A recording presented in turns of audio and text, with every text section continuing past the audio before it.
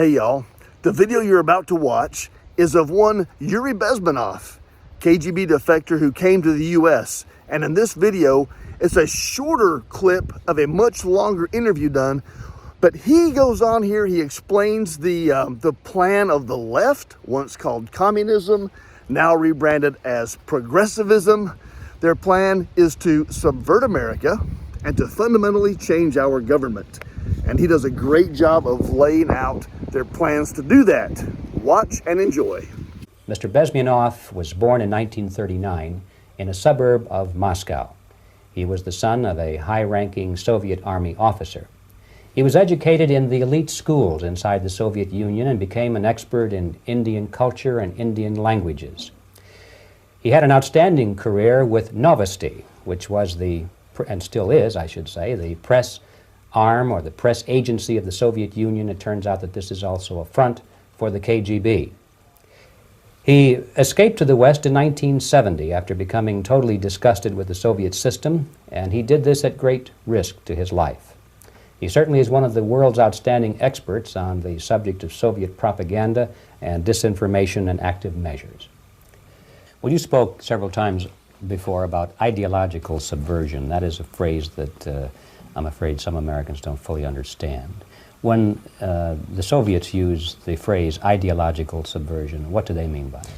Ideological subversion is the slow process which we call either ideological subversion or active measures, активные мероприятия in the language of the KGB, or psychological warfare.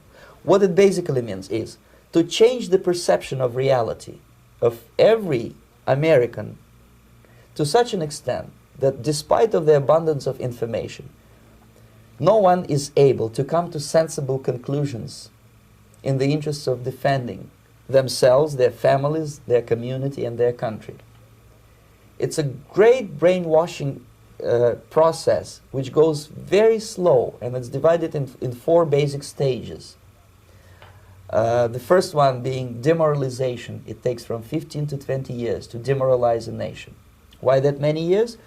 Because this is the minimum number of years which requires to educate one generation of students in the country of your enemy, exposed to the ideology of the enemy. In other words, Marxism-Leninism ideology is being pumped into the soft heads of at least 3 generations of American students without being challenged or counterbalanced by the basic values of Americanism, American patriotism.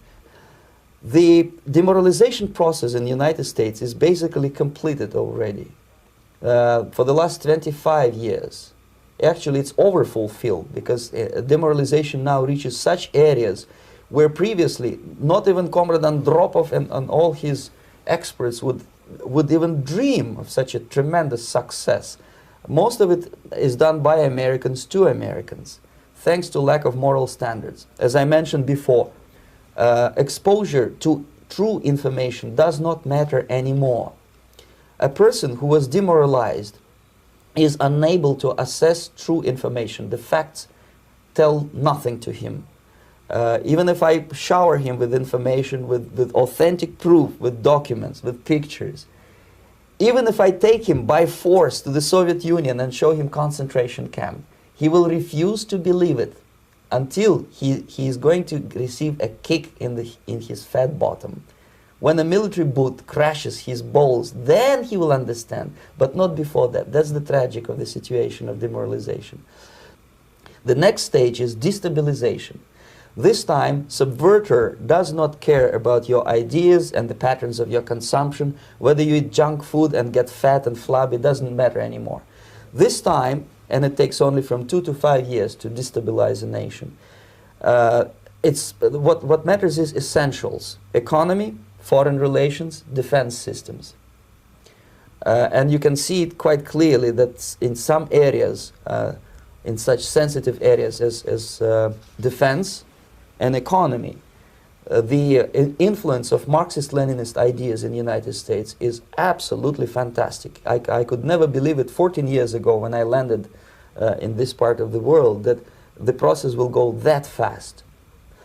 The next stage, of course, is crisis. It may take only up to 6 weeks to bring a country to the verge of crisis. You can see it in Central America now.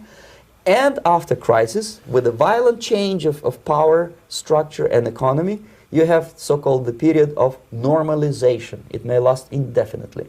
Normalization is a cynical expression borrowed from Soviet propaganda. When the Soviet tanks moved into Czechoslovakia in '68, Comrade Brezhnev said, "Now the situation in brotherly Czechoslovakia is normalized." This is what will happen in the United States if you allow all these schmucks to bring the country to crisis, to promise people all kind of goodies and the paradise on earth, to destabilize your economy, to eliminate the principle of free market competition, and to put a big brother government in Washington, D.C., with benevolent dictators like Walter Mondale, who will promise lots of things, never mind whether the promises are fulfillable or not. Your leftists in United States, all these professors and all these beautiful civil rights defenders, they are instrumental in the process of the subversion only to destabilize the nation. When their job is completed, they are not needed anymore. They know too much. Some of them, when they get disillusioned, when they see that Marxist-Leninists come to power, obviously they get offended. They think that they will come to power. That will never happen, of course. They will be lined up against the wall and shot. But they may turn into the most bitter enemies of Marxist-Leninists when they come to power. And that's what happened in Nicaragua. You remember most of these former Marxist-Leninists were either put to prison or one of them split, and now he's working against Sandinistas.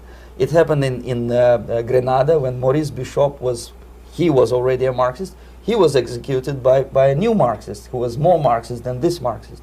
Same happened in Afghanistan when first there was Taraki, he was killed by Amin, then Amin was killed by Babrak Karmal with the help of KGB.